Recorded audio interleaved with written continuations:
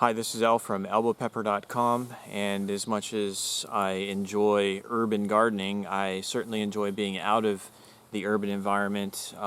It's definitely not where I'm from. I grew up where we just had trees, a nice creek in the backyard, and in fact that's where I am today. So I had some opportunity to be able to visit my family, and I wanted to show you the property that I grew up at, and in particular, why is this of interest to you? Well, because you can see some of the landscaping that my dad has done. That's what he's done his whole life, is landscaping, and that has been something that's influenced me in trying to look at how I can integrate landscaping and gardening kind of together and use both of those elements in being able to grow food. And it's really cool seeing some of the things. Every year I come home and I'm able to see some of the new stuff that my dad's done on his property, and it's exciting, and I just want to show you guys so you can see some of the things that he does. And even today he's still very actively coming up with new landscape designs and things for clients, and it's always fun to see what he comes up with. So let me show you some of what he's done. So let's take a look and see some of what he's got going on all the time. Here in the spring he's getting things prepped for different clients and starting things from pots for his own use and for some of his customers. And this is where he keeps some of his overflow materials and things that he'll use on jobs. And please excuse the irritating noise caused by this creek. Just kidding. It's nice being able to be making a video and hearing that in the background instead of fire trucks and church bells and motorcycles. It's a refreshing change of pace for sure. So this is just a little nook, little cranny here in his backyard. But here's my dad, actually. How you doing? So Welcome to my world. he's going to show us a little bit of what he's been doing with his yard and some different ideas that he's used in working with shade and landscaping, trying to have a lot of nice perennial flowers, and a lot of other things that he'll show us that I think is really nice. It's a little bit of a different design element in landscaping than what you'll see a lot of times, especially when you're out in a commercial environment seeing some of the traditional cookie cutter things. So let's check it out. Let's see what he's got going on here around the rest of his property. This is right in front of your front porch, Dad. What do you got going on here? Well, as you come out of the kitchen, you can see we have color contrast here. I have a weeping mulberry tree behind me. I have a Japanese bloodgood here for color contrast, red versus green. Down below me, you have a juga bongo weed. You have different ferns. I don't know how many varieties of hostas I have around me. I have different irises that just finished blooming. Last week they were all yellow and purple. Now I got some other plants coming up. The still bees, they're going to be all white. And as we walk around to the front side of the house, everything just kind of like changes as it goes through. And as we go through the yard, you'll be able to see just the different things that I've used. Different ferns. On this side, you know, you can see the different varieties of the ferns. You got painted ferns. You have different types of ferns over here. And then behind me, I have a waterfall cherry tree that I planted when it was only 6 feet tall. Now if you look at it, it's probably about maybe 16 feet, and when it blooms, it's all white. And it's just a really nice cherry tree when it blooms. As we're walking in front of the house, we can see one of the houses just now starting to bloom. We just missed all the rhododendrons blooming. They just finished their peak last week. There were pinks, whites, purples, reds. And as we come along, you can see the various contrasts of hostas that we have. Various colors, various sizes. And then you see just a weeping white pine. It has such a sharp contrast when you look at the white pine, and then you see the rhododendron behind it, and you see the big blues, hostas behind you. And then as you come along, you start seeing different things of the sort, just varieties of textures, ups and downs, painted ferns, coral bells, and then I train my trees as you come along, and then we're going to kind of like sneak behind me a little bit and see how maybe you could even incorporate a pond if you wanted to. So we move towards the back just a little bit, just around one corner. I like trees up against the house. A lot of people like cutting their trees down, but I like trees in my yard. And so as you come through my backyard, you could actually look up on my deck and see that I have trees going right through my deck. Because I just like the contrast. And then if you see that heavy chain there, we have a hammock that hangs down from that big heavy chain. Nice. And then this Japanese maple here, when I got it, it was a throwaway from a job. It was only 3 feet high, and now it kind of like found its place where it wants to live, and it just likes the spot. It's doing quite well. And I have different plants underneath it: irises, hostas. Oh, we even have a pond back here that has fish in it, and the frogs love it back here because my daughter, she lives right here with us, and then she hears the frogs singing songs to her all night long. She just really loves it here. And irises start in bloom. One thing I like using for ground cover is ginger. And here we have ginger right here. It just gives you such a nice contrast. And then I have a weeping pea. This, you see the weeping pea, still the auras. To the ginger, you have different layers, different textures. It's just a nice contrast when you blend it with the water. You blend it with a pine that has blue needles, which is kind of like unusual. Okay, well, what about on this side? What do you have? Well, just opposite of the pond, I have, where I start my garage, I have clematis growing up over here, peonies getting ready to bloom again, some irises. Then I have a columnar apple tree. And this is the first year that it's actually going to put out a lot of apples. And I'm really surprised that it has this many type of apples on it. That's exciting. And then I have the various, my bleeding hearts, they just finished blooming. And then I have my lilies that are going to start coming up. And here's another variety of an apple tree. It has 1, 2, 3, it has like 8 different varieties of apples on it. Wow. Which is pretty nice. And then directly behind here I got some peonies that are still blooming. And then going up into, you look in the back silhouette, you see another weeping white pine, which you're going to see a lot of my property because I like them. And right behind it goes into my garden area. And then as you go through between the garage, now you go into my backyard, which it just opens up to a whole different world. And it just changes. And we have Japanese maples, we have dogwood trees, we just have a lot of different things. And then actually there's unfinished work because I'm still doing my spring work on some of my work here. Yeah. And now it's obvious that you can see the deck from up above with the trees going right through it. That's cool. And then some of the different things that I use, some things I let grow natural, like in my weeping Norway, I have a volunteer hemlock going in through there. And just my stilbies, they're red, they're going to be starting to bloom pretty shortly here. And then that's mountain laurel, which will bloom in maybe about another month from now. And so it blooms later after the rhododendrons do. And then right now this happens to be my shortcut to go up on my deck upstairs. So until I build my staircase is the only thing I have. Yeah. And then you come to the back side of the house, 9-bark blooming. And it just has a nice flower to it. I needed something tall for the corner, so that's what I put because it has a little bit of red. Red against the gray side of the house looks good. And so then if you look underneath, we have some hostas that are very big leaf. It's obvious that they're a good sized leaf. Oh, yeah. And so that's a guacamole hosta, that's what they call it. Then we got ferns, hickory in the bottom there. And then we got another weeping white pine.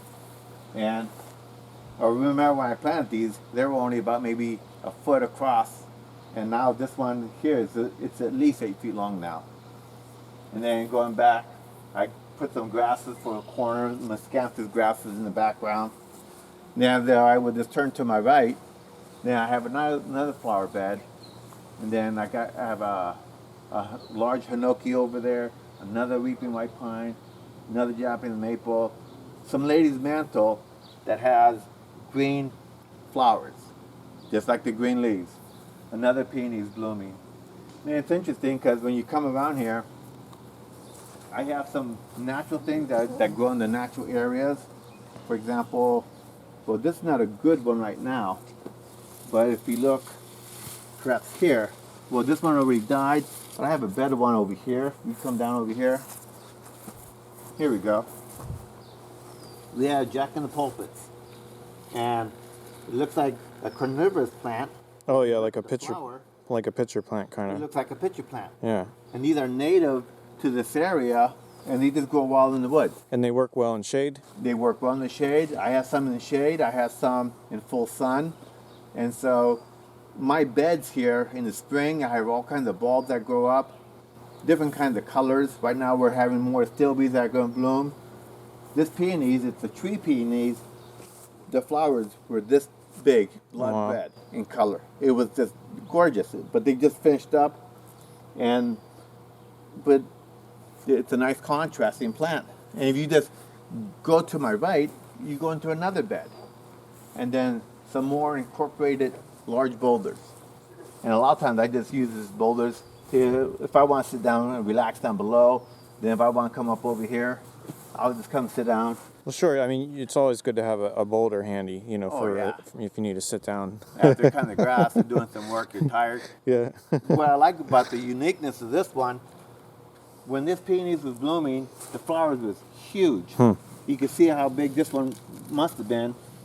Then you zoom in down over here, you have chives growing right on top of the stone, and it found its home in a little crack in the boulder. A little volunteer there. Yeah, and then we have chives all over the places. Some of the irises, they're still blooming. They're finishing up. Solomon flowers. I got a weeping Louisi. And directly behind me, we have a weeping purple fountain beach. That's what this tall thing here is. Yeah. I'm just waiting for that. I planted that about maybe 2 years ago now. Okay. So apparently it likes its spot, and it's doing quite well. Every year I change something differently. Then as you come around, everything changes again. You just have a different perspective of different beds, just from a different point of view. Over here in the background, even though it's in the middle, but it's in the background from that point of view, I have a weeping Louisi flowering crab. It was covered with flowers this year, and it looked really nice. And then my lilies, star glazers, in white ones, very fragrant. You can see how they just stick right out through the hostas. And then you look at the big hemlocks behind me, and then you look down below here, you have a dwarf hemlock. And that's as big as it's gotten in the course of like 5 years now. And it doesn't get any bigger than that. It stays that big. It's just very slow growing. Then my peacock, Japanese maple, I have at least 5 to 6 varieties of Japanese maples in my yard. And I just like using them because I like the leaf textures. Some of them are big leaf, fine leaf. Some of them are red in color. They're just so different. And the tiger or porcupine grass, once it gets a little bit bigger, it cascades down. It just has a nice texture effect. You can see the texture just of the grasses, the hostas, the different colors hostas, a few ferns, just the things in the background. And Stella auras, they're going to be blooming pretty soon. And I have various types of lilies of that sort in my yard. Then if you turn around, you see my deck again, and just going to the right, you go into my garden area. So as we come around through the landscape, we actually come to the area where my dad's doing a little bit of gardening of his own. And so what have you got going on here? Well, here's where I grow my cucumbers, my squash, and this here is an umbrella cherry tree that died. So I use it as a trellis to grow my climbing cucumbers. That's pretty cool. It just adds a little character to the garden and the landscape and so forth. Yeah. Right next to it, I have a clematis. It's going to be a purple, which is going to start blooming very shortly. Now we got one flower in the back. And behind all of this, we have a dawn redwood tree, which I love. And then we have various things in the background. Sedum, ferns, hostas, Bonaria. I have butterflies like crazy over here. Then as we come this way, we see a red peach tree, irises, another cherry tree in the background, another Japanese maple. And then it kind of like invites us right into my garden area. And then last year I had a problem with groundhogs, so I had to kind of like put a little fencing up because apparently they were hungry too. So I had to not only feed them, but now you can see where we're growing peppers, lettuce, beets, spinach, broccoli, tomatoes. And I have various things that grow in the background. Wisteria in the back, we have clematis in the back, we have our peppers, pole beans are going to be in the background. We have our chives that are interwoven to the landscape. The steel bees, Shasta daisies, echinacea. And then you can see the lupines in the background. The peonies, they did really good this year. And we just have various different types. Unfortunately, this year we had a bad frost and it affected the peach tree, but you can't control what nature does once in a while. And then we have our herb garden back over here. We have oregano and different things that we grow back here. Rhubarb back over here on this side. So apple trees on one side. We got another apple tree on the other side. So intermixing your landscape, I try to intermix my herbs, my garden, and just kind of like put everything together to make it realistic. This is how life is, and this is what I do. You have all these different things to enjoy just a private backyard.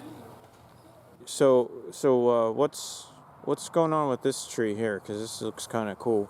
This is a serpentine cherry, and I've been training it for the last several years. It's obvious that if you look at it, they're curled up like the S's on top of S's. And now it's probably about 12, 14 feet tall now. And every other couple years, I just keep training another layer to go up and go up.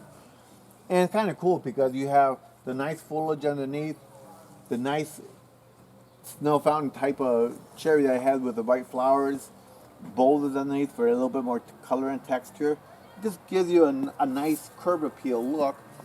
And then when you move to the right, you just kind of like graduate right into a weeping white pine, another one that we had on the property. And it's just nice specimens. It's just a nice, peaceful, quiet environment.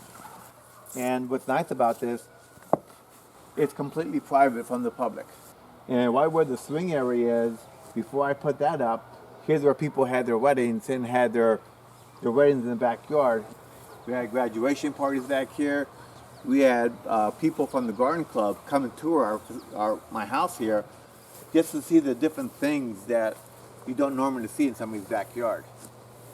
And then we're going to go up on the deck in a couple of minutes here to show you what it looks like when you look down on everything. Okay, so from up here on the deck, you're actually able to get a bird's eye view of a lot of these planters.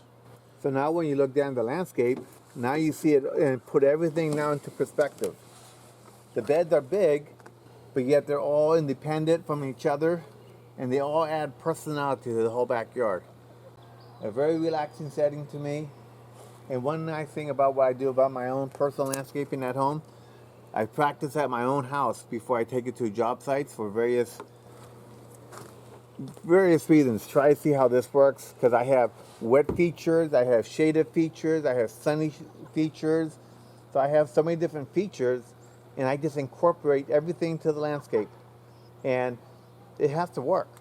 And so this is my own backyard, the best place to practice on. And I enjoy it. You get a better view of the garden. You have a view of everything here. It's just, I enjoy what I do. And what's nice about what I did here, it's not what I did, it's what me and my 3 sons have done and helped me, and my kids have helped me to develop through the course of many years. That used to be a swamp, and through the course of many years, it took a transformation, it took a change. And this is what I call home.